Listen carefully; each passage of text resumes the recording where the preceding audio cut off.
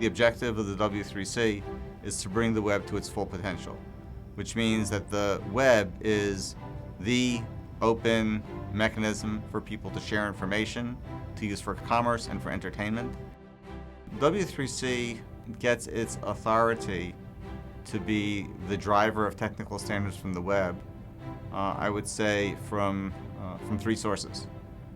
First and foremost, it was founded by the inventor of the web, Tim Berners-Lee, who created an open architecture and asked the industry through W3C to continue to develop and enhance an open architecture. Our second source of authority is from our membership. With well over 300 members, we have most of the key participants in the IT industry, in the web industry, participating in the conversations already. And I think the third source of authority is a track record of success. There was a recent Boston Globe article of the 150 most important things that MIT has ever developed for the world. W3C was listed as the most important of the 150. I believe standard is the only solution because only standard bring us good balance of cooperation and competition. They're the shepherds of the specifications. Standards are only good if there are many participants. W3C is like an open place where people can really work together on open standards that everybody can use. Meeting different parties and different interests to see what kind of ideas they have. There is enormous value for companies to participate, to provide their use cases, their requirements, and to make sure that they're also learning from W3C what is the next generation standard, so that way they could be at the forefront of implementing that for their customers.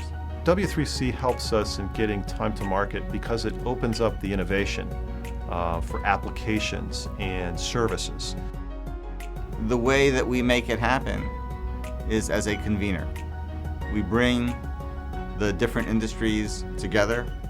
We make sure they're having the right technical conversations. And based on that, we'll set up working groups which will define the technical standards that are necessary to provide the best possible experience. Web and TV convergence is happening right now. This workshop that I'm attending right now is actually telling me that for the first time TV and web people are getting together and actually actively trying to resolve the differences in technologies. I think HTML5 is just one way to go forward, to move forward, and maybe the W3C with this working group will just set the standard for the TV, bringing HTML5 also into the entertainment sector.